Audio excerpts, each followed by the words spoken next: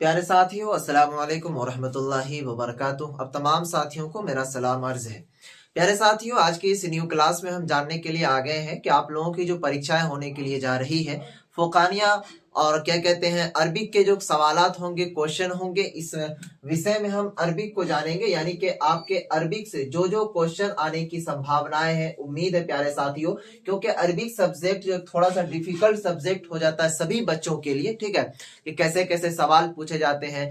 तो इस क्लास में आप लोगों को बहुत सारी चीजें आपको सीखने को मिलेंगे और जो जो अरबिक के मोस्ट वांटेड क्वेश्चन है प्यारे साथियों, जो अक्सर बोर्ड बार बार पूछता है, चाहे सब्जेक्टिव हो चाहे ऑब्जेक्टिव, सभी क्वेश्चन को हम कवर करेंगे। क्योंकि अब जो बोर्ड आप लोगों का एग्जाम लेगा वो दो कैटेगरी में एग्जाम लेगा, एक ऑब्जेक्टिव होगा, एक सब्जेक्टिव। तो ऑब्जेक्टिव भी क्लियर करेंगे और सब्जेक्टिव भी, और ऑब्जेक्टिव के बारे में हम आपको बता देंगे ये ऑब्जेक्टिव क्या होता है, सब्जेक्टिव क्या होता है प्यारे साथियों, ठीक है। तो आइए देखेंगे थोड़ा सा आपको ऑब्जेक्टिव के बारे में हम बता दें कि ऑब्जेक्टिव किसको कहते हैं। तो ऑब्जेक्टिव के बारे में हालांकि हर वीडियोस में हम बताते हैं और आप लोगों को पता भी होगा। ऑब्जेक्टिव का मतलब होता है, जैसे सपोज कि मान लीजिए इस तरह एक क्वेश्चन दिया कि अल्लाह तबारक व तआला के कितने नाम है, तो उसका तो नाम कितना है, 99 है। लेकिन ऑप्शन दिया हुआ रहेगा ए, बी, सी और डी। ए में रहेगा 99, बी में रहेगा 98, सी में रहेगा 97 और डी में रहेगा 95। तो आप किसको टिक मारिएगा, सही कौन सा होगा, ऑप्शन नंबर ए। तो आप क्या कीजिएगा, इस तरह करके घेर दीजिएगा। और देखिए ये जो ऑब्जेक्टिव क्वेश्चन का आपको जवाब देना है वो OMR शीट पर जवाब देना है। अगर आपको पता नहीं है OMR शीट क्या होता है, कैसे भरना है, तो उसके बारे में मुझे कमेंट बॉक्स में कमेंट कीजिए कि प्लीज सर आप OMR शीट पर एक वीडियोस बनाइए, तो हम आप लोगों को समझा देंगे OMR शीट पर, ठीक है प्यारे साथियों। अब चलिए हम सवाल की ओर बढ़ते हैं। आप लोगों का ज्यादा वक्त नहीं लेंगे क्योंकि वक्त ज्यादा नहीं है, ठीक है। तो आप वक्त भी ज्यादा नहीं है, तो आप लोगों को पढ़ाई भी बेहतरीन तरीके से करना है। सवाल कहता है कि काब बिन जहीर को हुजूर सल्लल्लाहु अलैहि वसल्लम ने इनाम में क्या दिया था। तो प्यारे साथियों, अब ये काब बिन जहीर कौन है, इसके बारे में आपको सवाल उठ रहा होगा। देखिए ये जो काब बिन जहीर है ना प्यारे साथियों, बहुत बड़े क्या कहते हैं अच्छे इंसान गुजरे हैं, ठीक है। इनका कैरेक्टर जो है आपके किताब में शामिल है, फोकानिया के निसाब में, सिलेबस में, अरबिक में, ठीक है। काब बिन जहीर का बहुत सारे कहानियां हैं जो आपके ये अरबिक में शामिल है। लेकिन अब वक्त तो नहीं है उतना बताने का, लेकिन फिर भी आप लोगों को इतनी सारी चीजें बता देंगे कि आप लोगों का एग्जाम जो है वो हल हो जाएगा, कोई दिक्कत परेशानी नहीं होगी। तो आइए काब बिन जहीर के बारे में आगे भी हम चर्चा करेंगे। सबसे पहले यहाँ पर देखिए, तो इसका जो जवाब है वो क्या हो जाएगा, चादर मुबारक। यानी कि प्यारे साथियों, हुजूर सल्लल्लाहु अलैहि वसल्लम ने काब बिन जहीर को जो इनाम में चादर मुबारक दिया था। क्या चीज के इनाम में दिया था कि काब बिन जहीर को जो है ना शायर का बहुत शौक था, ठीक है। यानी ये शेर बहुत अच्छे खासा बोल लेते थे, बोलते भी थे। तो जब इन्होंने इस्लाम कबूल किया तो हुजूर सल्लल्लाहु अलैहि वसल्लम के पास इन्होंने कसीदा लिखा था, ठीक है। वो कसीदा के बारे में भी हम चर्चा करेंगे। तो वो कसीदा लिखा था, तो हुजूर सल्लल्लाहु अलैहि वसल्लम ने उस कसीदा लिखने के एवज में उनको एक गिफ्ट के तौर पर, तोहफा के तौर पर एक चादर दिया था। तो अब क्या टिक मारिएगा, ऑप्शन ए में रहेगा आपको चादर मुबारक, ऑप्शन बी में रहेगा तोलिया, ऑप्शन डी में रहेगा टोपी, और ऑप्शन ऑप्शन डी में रहेगा लुंगी, और ऑप्शन सी में रहेगा टोपी। तो आप किसको टिक मारिएगा, कमेंट बॉक्स में कमेंट कीजिए। तो आप ऑप्शन ए, बी, सी या फिर डी को, तो ऑप्शन नंबर ए को टिक मारना है, यानी कि चादर मुबारक। इस तरह करके आपको गोल निशान को घेर देना है। अब दूसरा सवाल कहता है प्यारे साथियों कि काब बिन जहीर के कसीदे का नाम क्या है जो ईमान लाने के बाद लिखा था। अब देखिए यहाँ पर आपको दो सवाल बन रहा है। सबसे पहला सवाल ये कि आपसे ये पूछा जा सकता है सवाल के अंदर कि काब बिन जहीर ईमान लाने के बाद कौन सा कसीदा लिखा, या इस तरह पूछ सकता है कि काब बिन जहीर के कसीदे का नाम लिखिए जो ईमान लाने के बाद उन्होंने लिखा था, यानी कि मुसलमान होने के बाद। तो उस कसीदे का नाम क्या है, तो इसीलिए हमने दोनों चीज लिख दिया है यहाँ पर, जो ईमान लाने के बाद लिखा था, और यहाँ पर काब बिन जहीर के कसीदा का नाम क्या है। तो इसका राइट आंसर याफत साद, ऑप्शन ए, बी, सी और डी करके रहेगा, जिसमें आपको याफत साद और भी बहुत सारे कसीदे होंगे जो दूसरे दूसरे राइटर के होंगे लिखे हुए, ठीक है। तो वो आपको क्या करना है, बेहतरीन तरीके से टिक मार देना है यहाँ पर के साद, याफत साद। उसके बाद सवाल कहता है यहाँ पर प्यारे साथियों, देखिए ये सभी सवाल बहुत ही इंपॉर्टेंट है। देखिए आप लोगों के एग्जाम में वक्त नहीं है, एक एक मार्क जो है ना प्यारे साथियों बहुत ही वैल्यू रखता है। मान लीजिए सपोज कि 600 नंबर पर फोकानिया में फर्स्ट है, अगर आपका एक नंबर कम हो गया, 599 मार्क आ गया, तो आपको उसके लिए सेकेंड डिवीजन कर देगा। क्या समझे, अब बताइए सेकेंड डिवीजन कर देगा तो कितना बुरा लगेगा, सिर्फ एक मार्क के लिए। तो इसीलिए जो जो सवाल बता रहे हैं इंपोर्टेंट, वो सभी सवाल को आप लोग कीजिए, ठीक है।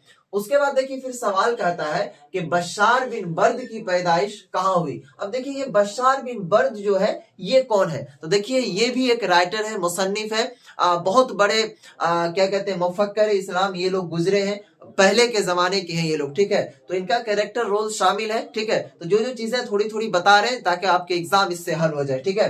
तो बशार बिन बर्द की जो पैदाइश हुई है वो अकीली बसरा में, और देखिए ये अकीली बसरा जो शहर है शायद मदीना शहर या फिर मक्का शहर का कोई गांव है, लेकिन आपको ये नहीं पूछा जाएगा कि कौन सा गांव में, सॉरी कौन सा शहर में ये गांव है। तो आपको बस इतना पूछा जाएगा कि बशार बिन बर्द की पैदाइश कहाँ हुई, तो वो गांव का नाम है अकीली बसरा, और 3 ऑप्शन और कुछ रहेंगे, एक ऑप्शन ये रहेंगे, तो आपको इसको टिक करना है। उसके बाद सवाल कर रहा है कि बशार बिन बर्द की वफात कब हुई। प्यारे साथियों वफात जो है ये काफी इंपोर्टेंट क्वेश्चन है, ये अक्सर ये सभी सवाल जो है पूछे जाते हैं। तो बशार बिन बर्द की जो वफात है यानी कि इनका जो मौत इंतकाल कब हुआ था वो 167 हिजरी में। आपको ऑप्शन इस तरह दिया हुआ रहेगा ABCD या फिर अलिफ बा जीम और दाल करके। ऑप्शन ए में रहेगा 165 हिजरी, ऑप्शन बी में रहेगा 166 हिजरी, ऑप्शन सी में रहेगा 167 हिजरी और ऑप्शन डी में रहेगा 168 हिजरी। तो प्यारे साथियों आप किसको टिक मारिएगा, क्योंकि आपको हमने क्या बताया कि बशार बिन बर्द की जो वफात हुई है वो 167 हिजरी। तो 167 देखना है कि कौन ऑप्शन में है, ए में है, बी में है, सी में है या फिर डी में। आप लोग कमेंट कीजिए तो फटाफट से किस में है, ऑप्शन सी डी किस में है। तो ऑप्शन नंबर सी में आप लोगों को यहाँ पर नजर आ रहा होगा कि बशार बिन बर्द की जो वफात है वो 167 हिजरी में हुई है, ठीक है। चलिए नेक्स्ट क्वेश्चन की ओर बढ़ते हैं। हसन बिन साबित की पैदाइश कहाँ हुई। आपको एक चीज हम बता दें कि आप लोगों को क्लास की नोटिफिकेशन नहीं मिल पाती होगी कि क्लास कब बजे हो रही है, कहां पर, कैसे, क्या। तो टेलीग्राम ग्रुप में आप जरूर ज्वाइन हो जाइएगा, डिस्क्रिप्शन में लिंक दिया हुआ है, या टेलीग्राम खोलिएगा तो वहां पर आपको नजर आएगा मेरा नंबर, ठीक है, सॉरी ये चैनल का नेम नजर आ जाएगा L2 भैया। वहां पर जाकर के टेलीग्राम ग्रुप में ज्वाइन हो जाइए, और कोई चीज के बारे में आपको जानकारी लेनी हो, जैसे कि आपका एडमिट कार्ड डाउनलोड नहीं हो रहा है, या फिर रजिस्ट्रेशन कार्ड में त्रुटि है, या फिर सब्जेक्ट में कोई भी दिक्कत हो, तो आप मुझसे इंस्टाग्राम पर पूछ सकते हैं। मेरा इंस्टाग्राम प्यारे साथियों ID है L2 भैया, ठीक है। इस पर जाकर के फॉलो करके मैसेज कीजिएगा, 110% मेरे पास मैसेज आएगा, रिप्लाई देंगे। चलिए उसके बाद फिर लास्ट सवाल ये है कि हसन बिन साबित की पैदाइश कहाँ हुई। प्यारे साथियों हसन बिन साबित की जो पैदाइश है, ये हसन बिन साबित कौन है, तो ये भी बहुत बड़े इनके भी राइटर है, इनके भी बहुत सारे सवाल आपके एग्जाम में आते हैं, ठीक है। तो हसन बिन साबित की जो पैदाइश है वो मदीना में हुई है। ऑप्शन आपको दिया हुआ रहेगा इसी तरह A, B और C और D करके प्यारे साथियों। तो आप लोगों को घबराने की जरूरत नहीं है। तो यहाँ पर आपको हमने क्या बताया कि मदीना में, ऐसा नहीं कि आप क्या कहते हैं मक्का मुकर्रमा में टिक मार के आ जाइएगा, तो आपका 2 नंबर कट जाएगा, ठीक है। ऑब्जेक्टिव सवाल है, आपको OMR शीट पर बनेगा, कंप्यूटर से चेक होता है, इस बात का भी ध्यान रखिएगा, ठीक है। चलिए उसके बाद देखेंगे, ये तो ऑब्जेक्टिव सवाल यहाँ तक क्लियर हो ही गया। और देखिए प्यारे साथियों जो भी चीजें हो रही है वो अक्सर तो वो चीज हम करवा ही रहे हैं आप लोगों को क्लास के थ्रू, या फिर और भी जैसे जैसे हो पा रहा है, जहां तक संभव है वो करवा ही रहे। लेकिन ऑब्जेक्टिव सवाल जो है, मान लीजिए कोई बच्चा को लिखने नहीं आता है उर्दू, या फिर कोई फास्ट नहीं लिख पाता है, तो ऑब्जेक्टिव सवाल आपको OMR शीट पर बनता है प्यारे साथियों, ठीक है। और एक ऑब्जेक्टिव जो है एक सवाल का 2 मार्क देता है, ठीक है। तो 15 क्वेश्चन रहेगा, 15 दूना 30 मार्क। तो सभी सब्जेक्ट में पास होने के लिए 30 ही मार्क की जरूरत है आपके पास, ठीक है। तो अगर आपने ऑब्जेक्टिव पर भी पकड़ बना लिया तो आप अच्छा खासा पास हो जाएंगे, कोई दिक्कत ही नहीं होगा, ठीक है।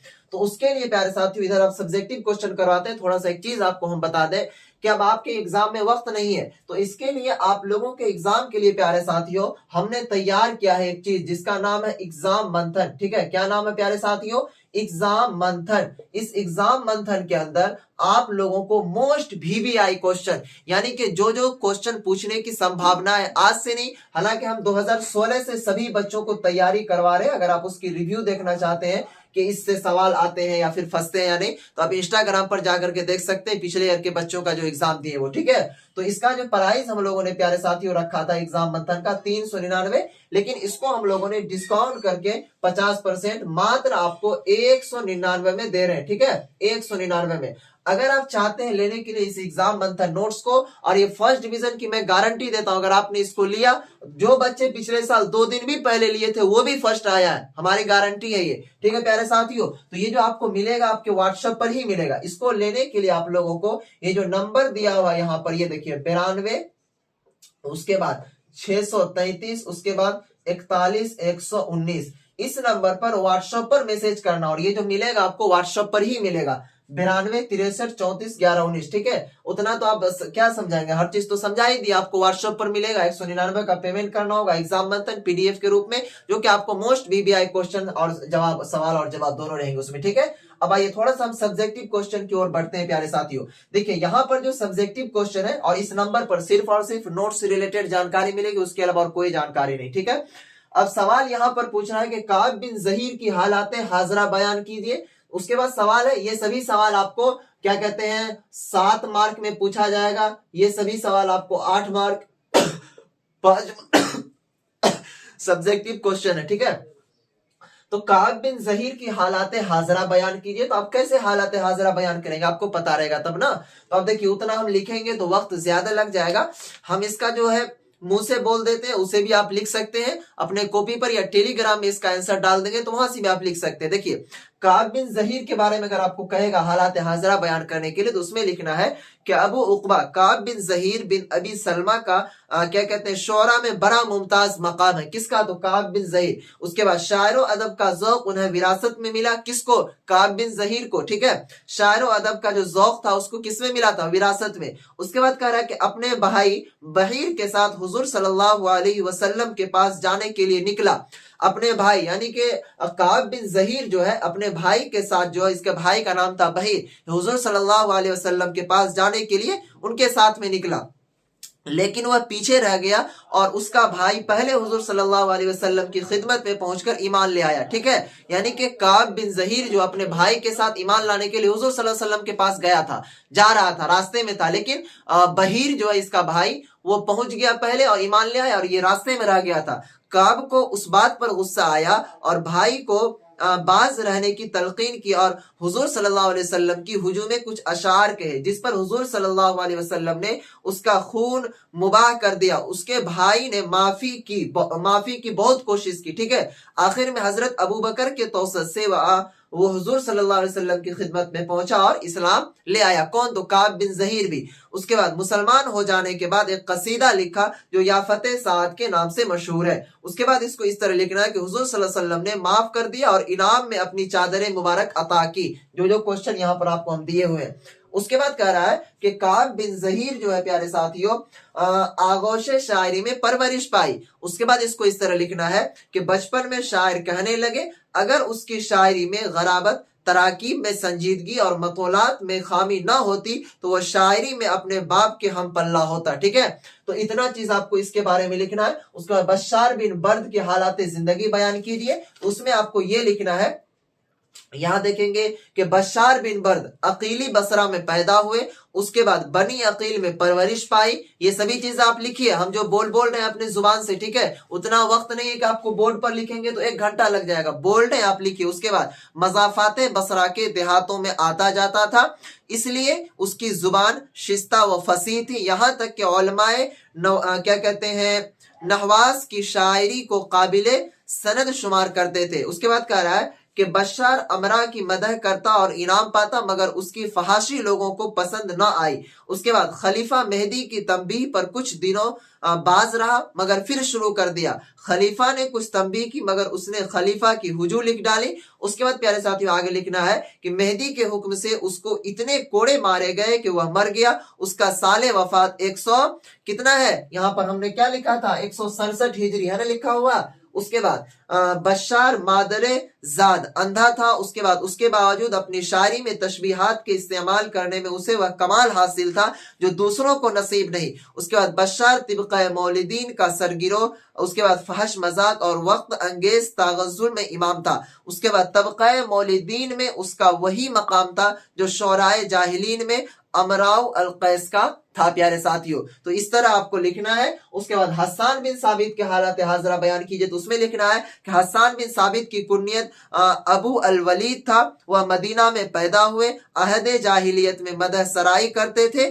चुनांचे मुलूके मुनाजरा और गस्साने और क्या कहते हैं हनीफा की मदा में अशार लिखते और काफी इनाम पाते। उसके बाद इसमें लिखना है कि हिजरत के बाद दिगर मदीना के अंसार के साथ ये भी मुसलमान हो गए। उसके बाद लिखना मुसलमान हो जाने के बाद इस्लाम की खूबियां बयान करते और प्यारे साथी हुजूर सल्लल्लाहु अलैहि वसल्लम की मदह सराई करते। इस्लाम और हजरत हुजूर सल्लल्लाहु अलैहि वसल्लम की हिमायत में कुफ्फार की हुजू का सख्त से सख्त जवाब देते रहे प्यारे साथियों। तो इस तरह करके आप लोगों को ऑब्जेक्टिव और सब्जेक्टिव क्वेश्चन को क्लियर करना है। अगर आपने एग्जाम मंथन नोट्स नहीं लिया तो जल्द से जल्द 199 में मिल रहा है, उसे आप जरूर ले लीजिए, क्योंकि बहुत ही फायदेमंद आप लोगों को साबित होने वाला है। आपको एग्जाम में फर्स्ट डिवीजन की गारंटी है हमारा। ठीक है प्यारे साथियों, अगर आप लेते हैं मेहनत से तैयारी करते हैं। तो आज की इस क्लास को यहीं पर समाप्त करते हैं, फिर मिलेंगे नेक्स्ट क्लास में। तब तक के लिए बाय, खुदा हाफिज, अस्सलाम वालेकुम।